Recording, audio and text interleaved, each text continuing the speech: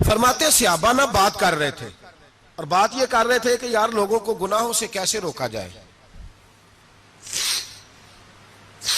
لوگوں کو گناہوں سے گفتگو صحابہ یہ کر رہے تھے۔ عبداللہ ابن عمر کہتے ہیں بیٹھے تھے اور یہ گفتگو کر رہے تھے کہ گناہوں سے پلاننگ جی ہوتی تھی، ان کی جو محفلیں ہوتی تھی نا بیٹھ کے، وہ خوش گپیاں نہیں ہوتی تھی بلکہ وہ تبلیغ کی، جد و جہد کی، لوگوں کو برائی سے منع کرنے کے لیے بیٹھتے تھے، اس پر منصوبہ بندی کرتے تھے، پلان کرتے تھے، آگے ترتیب دیتے تھے۔ گفتگو ہو رہی تھی تو اب آپس میں بات ہونے لگی کہ کون سا گناہ زیادہ برا ہے جس پر سب سے پہلے کام کیا جائے۔ تو دور ایک صحابی بیٹھے تھے، ان کا نام تھا عبداللہ ابن عمر، ایک عبداللہ بن عمر ہے اور ایک عبداللہ ابن عمر ہے۔ حضرت عبداللہ ابن عمر دور بیٹھے تھے، بڑے سمجھدار سیانے باریک بین آدمی تھے۔ تو حضرت عمر فاروق اپنے بیٹے سے کہنے لگے جا عبداللہ ابن عمر سے پوچھ کے آ کہ سب سے سخت گناہ کون سا ہے۔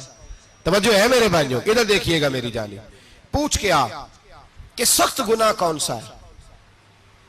عبداللہ بن عمر رضی اللہ تعالیٰ عنہ کی خدمت میں جب عبداللہ ابن عمر گئے تو جا کے کہنے لگے کہ صحابہ پوچھتے ہیں کہ آپ نے زیادہ وقت گزارا ہے نبی رحمت صلی اللہ علیہ وسلم کے پاس، تو بتلائیے برا گناہ کون سا ہے، سب سے سخت گناہ، تاکہ سب سے پہلے اس پر پابندی لگائی جائے، اس پر محنت کی جائے۔ تو حضرت عبداللہ ابن عمر کہنے لگے صحابہ کو جا کے بتا دو کہ سب سے برا گناہ شراب پینا ہے، سب سے برا گناہ، اور یہ ام الخبائث ہے، برائیوں کی جڑ ہے، گناہوں کی ماں ہے، یہ بنیاد ہے، باقی گناہ اسی سے شروع ہوتے ہیں۔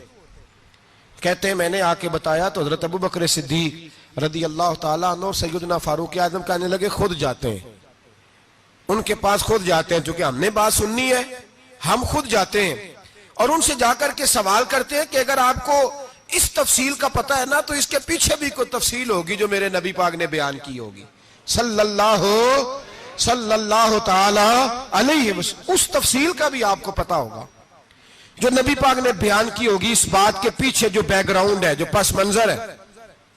فرماتے ہیں کہ ہم اٹھے، عبداللہ ابن عمر کے پاس گئے، ان سے جا کے پوچھا کہ جناب آپ نے یہ تو فرمایا ہے شراب ام الخبائث ہے، تو اس کے پیچھے پس منظر کیا ہے؟ تو عبداللہ ابن عمر کہنے لگے یہ میں نے اپنے پاس سے نہیں کہا، یہ میں نے نبی پاک سے سنا ہوا ہے۔ حضور سید عالم صلی اللہ علیہ وسلم بیٹھے تھے تو حضور نے فرمایا شراب، یہ نشہ، یہ برائیوں کی ماں ہے۔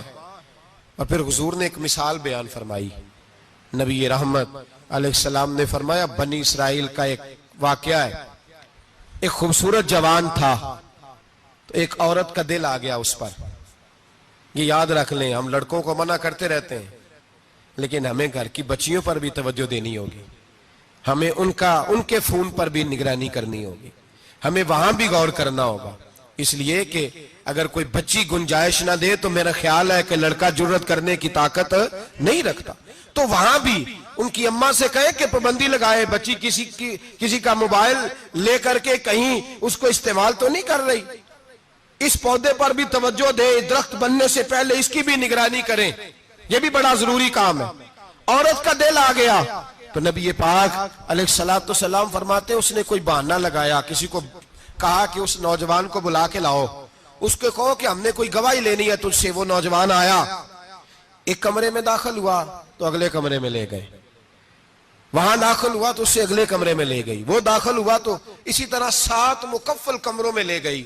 میرے کریم رسول میرے محبوب پاک علیہ السلام فرماتے ہیں، صحابہ کو سمجھا رہے ہیں میٹھے لب و لہجے میں، فرماتے ہیں جب سب سے پچھلے کمرے میں لے گئی تو ایک لڑکا بندھا ہوا تھا وہاں رسیوں سے، شراب کا پیالہ پڑا ہوا تھا، اور بی بی کہنے لگی کوئی گواہی شواہی نہیں لینی، تجھے اس لیے بلایا ہے کہ تیرے اوپر دل آ گیا ہے، اب میرے ساتھ منہ کالا کر۔ تو وہ جوان کہنے لگا نہیں، میں نے اپنے نفس کو پاک رکھا ہوا ہے، میری نظر بھی پاک ہے، دل بھی پاک ہے، اور اس کی برکت یہ ہے کہ رب نے میری روح کو بھی پاک رکھا ہوا ہے، تو میں یہ حرکت نہیں کر سکتا۔ پاک لوگ پلید کاموں کی جانب توجہ نہیں کرتے، میں یہ حرکت نہیں کر سکتا۔ اقبال نے اپنے بیٹے کو دعا دی تھی، اس نے کہا تھا حیا باقی نہیں ہے زمانے کی آنکھ میں، خدا کرے کہ رہے تیری جوانی بے داغ، خدا کرے کہ رہے تیری جوانی بے داغ۔ کہا میرے ساتھ منہ کالا کر، اس نے کہا میں نہیں کرتا۔ کہنے لگی چل پھر اس کو قتل کر، اس کو میں نے باندھا ہوا۔ اس نے کہا میں قتل کیوں کروں، मेरी क्या दुश्मनी है? कहा फिर शराब पियो। कहा मैं शराब भी नहीं पीता।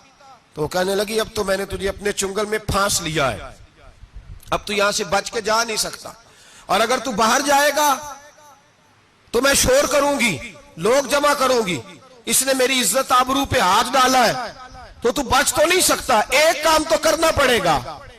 महबूब फरमाते हैं उस नौजवान ने सोचा कि जिना भी बहुत बड़ा जुर्म है, कत्ल भी बहुत बड़ा गुनाह है, चलो अब मजबूरी है तो शराब पी लेता हूं। लेकिन वो समझा ना कि शराब तो बुनियाद है। उसने एक प्याला जो पिया, कहने लगा एक और दे दो। दूसरा पिया तो कहने लगा एक और दे दो। अब 3 प्याले 3 बोतलें शराब जो पी चुका तो खुमारी चढ़ गई। अब उस औरत के करीब जाने लगा कि मैं तेरे साथ जिना करूंगा। उसने कहा जब तक मैं करीब नहीं आने दूंगी जब तक तू इसे कत्ल न करे। उसने उसे कत्ल भी किया, जिना भी किया। तो महबूब फरमाने लगे ये कत्ल और जिना जो हुआ है तो ये शराब की वजह से हुआ है। गोया शराब वो जुर्म है जो कत्ल भी कराएगी, जो जिना भी कराएगी। और अगर आप नशई को देखें, अगर आप शराबी को देखें, तो क्या वो डकैतियां नहीं करता फिरता, वो चोरियां नहीं करता, वो अपनी ही मां का जेवर नहीं बेच आता, वो अपनी ही बहन का पड़ा हुआ जहेज नहीं बेच आता, वो अपने ही घर में डाके नहीं डालता, वो अल्लाह के घर मस्जिद में आकर के चोरी नहीं करता।